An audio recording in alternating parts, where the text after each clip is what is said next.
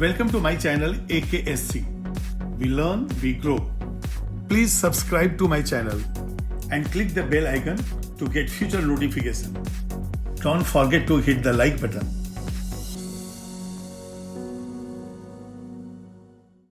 Hello everyone, इस video में मैं आपको बता रहा हूं कि जिंक का एक्सट्रैक्शन बेल्जियन प्रोसेस से कैसा होता है। देखिए, आपके पास रोस्टेड और अवेलेबल है, चाहे जिंक सल्फाइड हो चाहे जिंक कार्बोनेट हो, आपने कन्वर्ट कर दिया है ZnO में।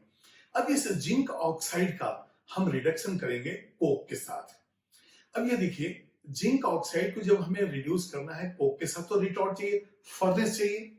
तो यहाँ पे दो फर्नेस जो यूज होते हैं, एक है बेल्जियन रिटॉर्ट प्रोसेस और एक वर्टिकल रिटॉर्ट प्रोसेस। तो इस वीडियो में बता रहा हूं मैं कि जो बेल्जियन रिटॉर्ट प्रोसेस जो एक ओल्ड प्रोसेस है, उसके अंदर कैसे रिएक्शंस होते हैं और किस तरह से हम जिंक को कलेक्ट करते हैं। अब ये देखिए, ये आपके पास है रिटॉर्ट। ये जो रिटॉर्ट है, इसके अंदर ये जो लिखा हुआ है अर्धवेयर का है, अर्धनवेयर जैसा जो है मिट्टी का बना हुआ ये ट्यूब है। और ये जो है एक रिसीवर है जिसको हम कहते हैं प्रोलॉन्ग। तो प्रोलॉन्ग जो है एक रिसीवर हो गया। ये जो रिटॉर्ट है ये छोटा सा है, ये नियरली 1.5 मीटर लेंथ का है और 25 सेंटीमीटर इतना डायमीटर है, क्योंकि ये ओल्ड प्रोसेस है। अब यहां पे देखिए, इस फर्नेस के अंदर हम क्या करते हैं कि इसके अंदर और जो लिया है आपने, उसका 40 to 60% उसके अंदर मिक्सचर के अंदर कोक होता है। तो यहां पे हम पहले लिखेंगे O प्लस 40 to 60% कोक। अब ये देखिए, जो हमने यहाँ पे और प्लस 40 to 60% कोक लिया है, यदि आप कोक नहीं लेते हैं तो आप वहां पे ले सकते हैं एंथ्रासाइट। तो ये हो गया, और एंथ्रासाइट जो कि प्योरेस्ट फॉर्म ऑफ कोल होता है, उसके अंदर परसेंटेज जो है कार्बन का सबसे ज्यादा होता है। अब इस रिटॉर्ट के अंदर जो हम टेम्परेचर मेंटेन कर रहे हैं वो करीब 1100 से 1200 का टेम्परेचर है। अब ये देखिए, मेल्टिंग पॉइंट जो जिंक का होता है, मेल्टिंग पॉइंट ऑफ जिंक, ये जो है 419.7 करीब होता है, और जो बॉइलिंग पॉइंट है ये नियरली 907 डिग्री सेल्सियस ये होता है। ठीक है, तो ये जो है टेम्परेचर ये बता रहा है कि जो बॉइलिंग पॉइंट है 907, और यदि मान लिए 1100 से 1200 डिग्री सेल्सियस हम टेम्परेचर मेंटेन कर रहे हैं, तो क्या होगा, ये पूरा का पूरा जो है वेपर फॉर्म में हो जाएगा। तो देखिए, यहाँ पे जो मेन रिएक्शन है वो है ZnO प्लस C, और यहां से बन रहा है Zn प्लस CO। अब ये देखिए, ये जो CO है जब यहां से रिटॉर्ट से बाहर निकलेगा तो ये ब्लू कलर के फ्लेम से जलेगा। तो यहां पे बर्न्स विथ ब्लू फ्लेम।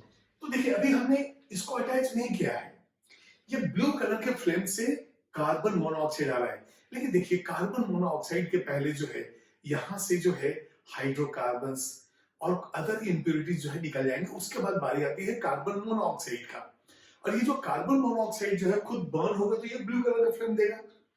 तो यहां पे जैसे ही ब्लू कलर से ग्रीन कलर का फ्लेम कन्वर्ट होता है, इसका मतलब CO कंप्लीटली निकल चुका है। अब जिंक वेपर का बर्निंग हो गया शुरू।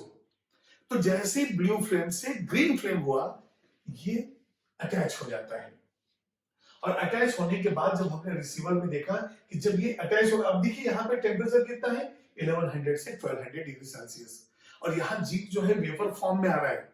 लेकिन ये जो कंडेंसर है, यहाँ पे इसके टेम्परेचर को हम नियरली 500 डिग्री सेल्सियस मेंटेन किए हैं, और 500 डिग्री सेल्सियस जो है वो क्या हो रहा है, इसके मेल्टिंग से भी कम है, इसका बॉइलिंग से तो कम है ही। तो ये वेपर्स अब कंडेंस होना शुरू हो जाएगा।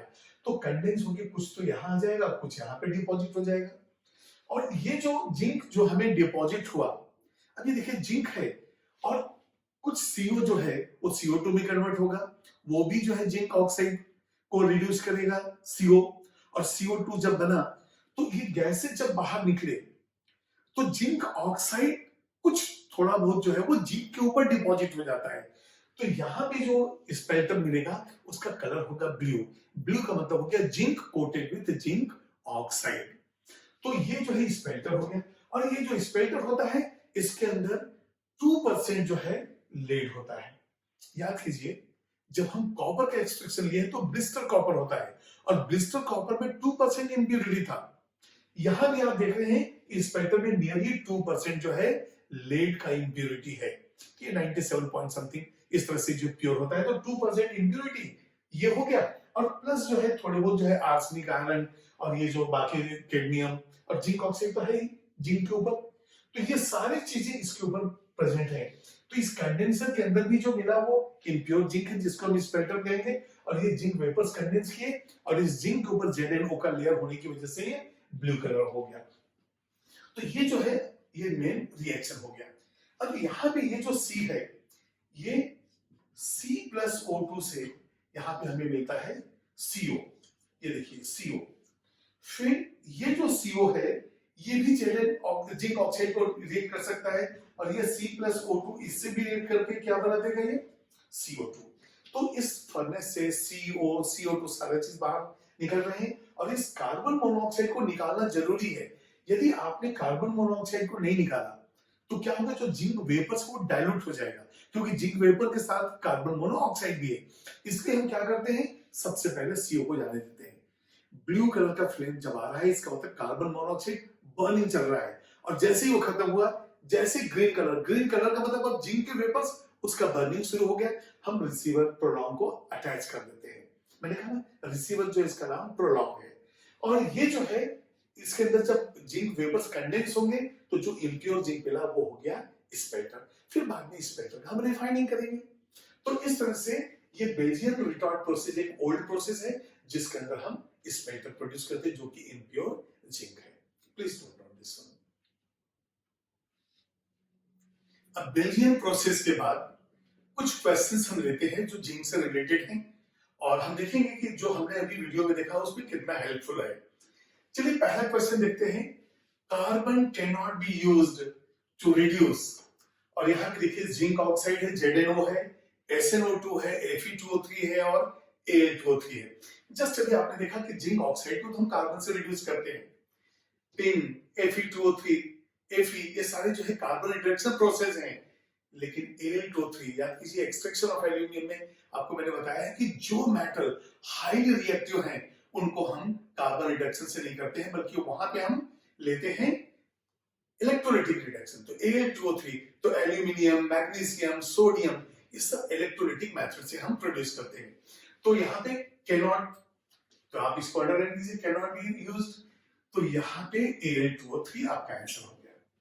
ठीक है, अब आते हैं बेल्जियन प्रोसेस। ये तो जस्ट अभी हमने कंप्लीट किया है। Belgian process is used for the extraction of, आग बंद कीजिए और आंसर जिंक पे टिक कीजिए। क्यों, जस्ट अभी देखे ना। अब आते हैं हम लोग थर्ड क्वेश्चन पे। Which of the following set of elements mostly occur as sulfide ores? अब एक एक हम चेक करेंगे। हमें मालूम है जिंक तो ऑक्साइड, कार्बोनेट, सल्फाइड में भी है, ये ऑक्साइड में है और सल्फाइड में भी है। लेकिन सोडियम तो NaCl क्लोराइड फॉर्म में है, नाइट्रेट फॉर्म में है, सल्फेट फॉर्म में है। तो ये तो हमारा आंसर नहीं है। ZnS yes, Cu2s, Cu, FeS2, TbS वो तीनों ही हैं। तो हमारा आंसर हो गया बी। अब ये सब इसके आंसर नहीं है। ठीक है, क्योंकि ये मालूम है कि एल्यूमिनियम तो है, वो कैसा होगा, क्लोराइड फॉर्म में होगा, बॉक्साइड फॉर्म में होगा, इस तरह से। Which diagram is correctly related to extraction of zinc from calamine? तो सबसे पहले मुझे बताइए कैलामाइन का फॉर्मूला क्या है? यस, आप बताइए। यस, ये है ZnCO3, करेक्ट। तो अब ये जो है हमारे पास ZnCO3 कैलामाइन के फॉर्म में अवेलेबल है। अब ये बताइए कैलामाइन जब कार्बोनेट है तो हम रोस्टिंग करेंगे, कैल्सिनेशन करेंगे? यस, रोस्टिंग तो करने का नाम ही नहीं है। क्यों? रोस्टिंग तो हम लेते हैं सल्फाइड के लिए। और जब और कार्बोनेट हो, हाइड्रेटेड हो या फिर ये जो है हाइड्रोक्साइड हो तो इसको हम हीट करते हैं, वो कहते हैं, उसको हम कहते हैं कैल्सिनेशन। और ये जो कैल्सिनेशन होता है उसके अंदर हम क्या करते हैं, स्ट्रांगली हीट करते हैं। तो ये होना चाहिए यहाँ पे कैल्सिनेशन। अब ये बताइए जिंक कार्बोनेट जब ये डिकम्पोज होगा तो क्या बनेगा, ZnO एंड CO2। तो यहां पे मैंने ले लिया ZnO प्लस CO2। अब जो जिंक ऑक्साइड है उसको हमने बेल्जियन प्रोसेस में किससे रिड्यूस किया है, कोक से। तो यहां पे इसको यदि हीट करके हम ले लें कोक तो बन जाएगा Zn प्लस CO। तो ये जस्ट हमने अभी पढ़ा था, तो इसके अनुसार हमने डिसाइड किया। अब देखते हैं कि किस ऑप्शन में ये सारा चीज फिट होता है। तो कैलामाइन रोस्टिंग, ओ या रोस्टिंग की वजह से ये तो हमारा आंसर होगा नहीं। रोस्टिंग फिर आए, ये भी नहीं होगा। अब ये दो जगह कैल्सिनेशन तो होल्ड पे रखते हैं और इसको देखते हैं। कैलामाइन कैल्सिनेशन करेंगे तो ZnO हमें मिलेगा ही, लेकिन रिडक्शन मर्क्यूरी से थोड़ी करेंगे। ये भी हमारा आंसर नहीं है। अब लास्ट तो हो गए, लेकिन फिर भी देखते हैं शायद कोई प्रिंटिंग मिस्टेक ना हो जाए।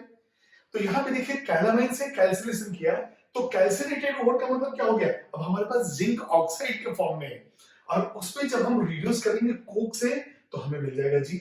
इसका मतलब आपका आंसर है डी। इसका मतलब आपने सारे आंसर जवाब दे दिए, तो इसमें कोई भी चीज बचा नहीं। तो आप इसको नोट कर लीजिए, क्वेश्चन बहुत ही इंपॉर्टेंट है, कई एग्जाम में पूछे गए हैं, प्लीज नोट।